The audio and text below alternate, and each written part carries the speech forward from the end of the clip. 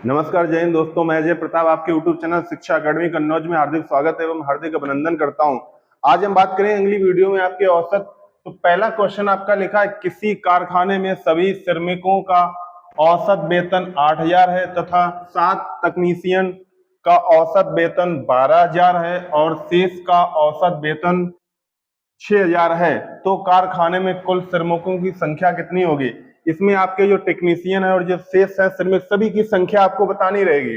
तो देखो, सबसे पहले हम इसको रूल ऑफ एलिगेशन से करेंगे। सभी का औसत वेतन कितना आपको दिया है? 8,000। सभी का औसत वेतन आपको दिया है 8,000। तो देखो यहाँ पर आप देखो, टेक्नीशियन जो है 7 लोग, उनका दिया है आपको 12,000। तो यहाँ पर 12,000 लिख लीजिए। ये तकनीशियन है, 7 लोग हैं लेकिन इनका औसत वेतन 12,000 है। और शेष का कितना है आपका? 6,000 रुपए। तो शेष का आपका 6,000 हो जाएगा। इसको आप यहाँ पर मध्य में भी लिख सकते हैं, 8,000 यहाँ कर लो। अब देखो, रूल ऑफ एलिगेशन होता है हमेशा बड़े से हम छोटा घटाते हैं। अब यहाँ पर 12,000 से जब हम 8,000 को घटाएंगे तो आपका यहाँ पर आएगा 4,000। उसी प्रकार यहाँ से 8,000 से 6,000 को घटाएंगे। अब यहाँ ऐसा नहीं करेंगे कि 12,000 से 8,000 घटाए तो यहाँ 6,000 से फिर 8,000 घटाओगे। इसमें मतलब ये होता है बड़े से आप छोटा घटाएंगे, माइनस में कभी नहीं होगा। तो 12 से 8 घटाएंगे 4, यहाँ 8 से 6 घटाएंगे तो 2,000। और एक चीज इसमें और होती है, अगर ये बड़ा है इससे औसत से तो ये हमेशा छोटा होगा, है ना। तो एक से इससे अगर इसको घटाएंगे तो मध्य से फिर इसको घटाएंगे। अब देखो, ये 2,000 और 4,000 के अनुपात में है। इनको जब अनुपात में 3 जीरो से ये 3 जीरो कट जाएंगी, 2 और 4 इनको भी हम 2 से जब काट देंगे तो 1:2 हो जाएगा। ये भी 2 से कट जाएगा, तो 1:2 है। और देखो लिखा था यहाँ टेक्नीशियन है, यानी तकनीशियन के जो लोग हैं 7 लोग हैं टेक्नीशियन के। अब टेक्नीशियन के जो 7 लोग हैं, यही तो अनुपात में आपके 1 है। जब 7 लोग यानी 1 यूनिट बराबर आपके कितने दिए हैं? 1 अनुपात बराबर बोल सकते हैं 7 लोग हैं। तो टोटल देखो, अब यहां से टेक्नीशियन 1 अनुपात में है, शेष श्रमिक आपके कितने हैं? 2 अनुपात में है। तो टोटल मिला के अनुपात कितना हो गया? 3। जब 1 बराबर 7 है तो 3 बराबर कितना हो जाएगा? 7 गुणे 3, यानी आपका हो जाएगा 21। अगर टेक्नीशियन को हटा के पूछा जाता है तो ये 14 लोग होते, क्योंकि ये 7 लोग हैं। 1 बराबर जब 7 है तो 2 बराबर ये 14 होंगे, लेकिन हमसे दोनों का पूछा इसलिए 1 + 2 यानी 3 अनुपात में कितना होगा? आपका 21 आंसर सही है। आइए दूसरे क्वेश्चन पे चलते हैं। ये अगले टाइप के क्वेश्चन है। लिखा है 11 पूर्णांकों का औसत 30 है। यदि वे संख्याएं एक क्रम में आयोजित की जाए तो प्रथम 5 का औसत 25 है तथा अंतिम 5 का औसत आपका 28 है। तो छठवीं संख्या क्या होगी? अब देखो, टोटल संख्या आपकी कितनी है? 11 संख्या है, लेकिन प्रथम 5 का दिया गया है। प्रथम 5 में आपको 25 है और अंतिम 5 की कितनी है आपकी? 28। और टोटल संख्याएं 11 है। तो प्रथम की 5 लेंगे, अंतिम की 5 लेंगे, मध्य की आपकी छठवीं संख्या बचेगी। तो देखो, प्रथम जब 5 का औसत 25 है तो योग कितना हो जाएगा?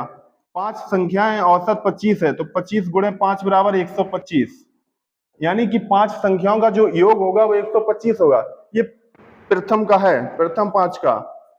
अब हम बात करेंगे अंतिम में, अंतिम 5 का। जब अंतिम 5 की बात करेंगे तो अंतिम 5 में औसत है 28 का। जैसे यहाँ पर 25 5 था तो 125 हुआ, यहाँ पर आपका 28 और गुणे में 5, तो ये 28 में जब 5 का इंटू करेंगे तो ये होगा 140।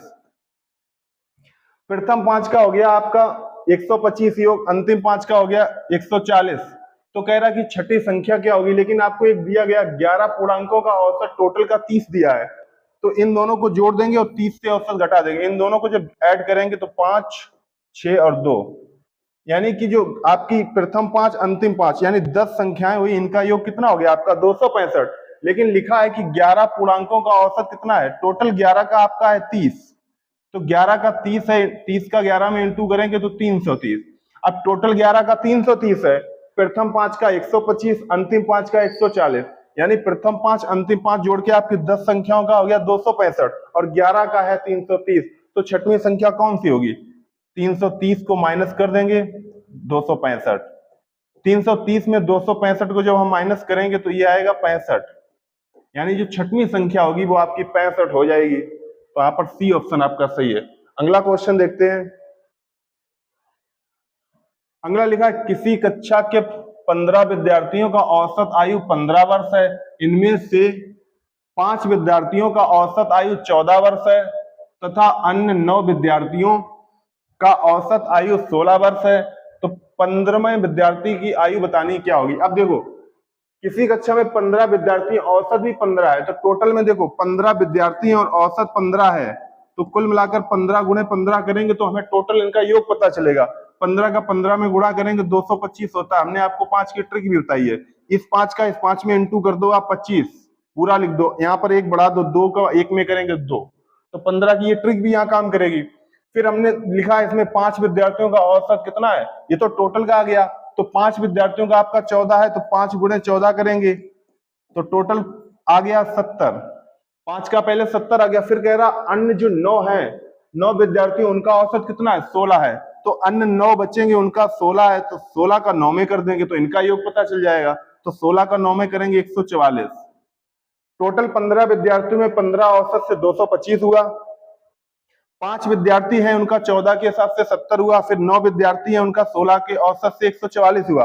अब देखो विद्यार्थी यहाँ पर 5 है, यहाँ पर 9 है, 9 5 को जब ऐड करेंगे तो 14 विद्यार्थी हो गए, लेकिन यहाँ विद्यार्थी टोटल है कितने, 15, तो वही पूछा लास्ट में 15 विद्यार्थी, जो 15वां विद्यार्थी होगा उसकी आयु कितनी होगी, तो इन दोनों को ऐड कर देंगे, टोटल से घटा देंगे, तो टोटल 15 का इतना है, 9 5 14 का कितना हो जाएगा, तो 14 विद्यार्थियों का इनका ऐड कर देंगे आप। 144 में 70, तो यहाँ पर 4 हासिल किए, 214, तो टोटल आ जाएगा 14 विद्यार्थियों का 214, लेकिन 15 का टोटल है कितना, 225, तो 15वें विद्यार्थी के लिए निकालने के लिए 225 में माइनस कर देंगे 214 को, तो आपका कितना आएगा, 11 वर्ष का। जो आपका 15वां विद्यार्थी होगा वो 11 वर्ष का होगा, तो ए ऑप्शन यहाँ पर सही है। अगला क्वेश्चन देखते हैं। ये भी उसी टाइप का है, लेकिन ये बी सेक्शन बोलेंगे या बी पार्ट उसका बोलेंगे। जो इससे पहले कराया वो ए पार्ट में है, 2 पार्ट में इसको डिवाइड किया है। इसमें लिखा है 5 संख्याओं में से प्रथम 3 संख्याओं का औसत 12 है तथा अंतिम 3 का औसत 18 है। यदि सभी पांचों संख्याओं का औसत 15 हो तो तीसरी संख्या क्या ज्ञात करेंगे। देखो इससे पहले था तो उसने आपको संख्या प्रथम 5 दी, अंतिम 5 बीच की निकालनी रहती थी। इसमें कंडीशन ये है कि टोटल संख्याएं तो आपकी 5 है, लेकिन प्रथम 3 का औसत 12 है और अंतिम 3 का भी कितना है, 18, तो 3 3 मिलाकर 6 संख्या होगी, लेकिन आपसे बोला है 5 संख्याएं, तो इसमें जो संख्या हम कॉमन कर देंगे उसको घटा देंगे। तो देखो प्रथम 3 का कितना है, 12, तो 3 गुणे 12 कर देंगे, कितना हो जाएगा, यानी प्रथम 3 का जो योग होगा वो आपका 36 होगा। फिर कह रहा अंतिम 3 का औसत 18 है, तो अंतिम 3 का औसत आपका कितना है, 18, तो 18 का जब 3 में करेंगे तो ये 54 हो जाएगा। कुल मिलाकर पहले प्रथम 3 का 12 के हिसाब से 36 हुआ, अंतिम 3 का 18 के हिसाब से 54 हुआ, तो टोटल ये आपकी संख्याएं कितनी हो गई, 6 संख्याएं हो गई। और 6 संख्याओं का योग कितना हो गया आपका, 6 संख्याओं का योग 36 में प्लस 54 करेंगे तो 90 हो गया, यानी जो 6 संख्या इनका योग 90 हो गया। लेकिन आपसे कहा है कि पांचों संख्याओं का, देखो लिखा है लास्ट में, पांचों संख्याओं का औसत कितना है, 15, तो 5 टोटल तो 3 का प्रथम और अंतिम के 3 की जोड़ी 6 संख्याओं का 90 हो गया। लेकिन आपको यहाँ पर दिया गया है कि टोटल जो 5 संख्या है उनका औसत कितना है, 15, तो टोटल में कितना है आपका, 15 गुणे 5 बराबर 75।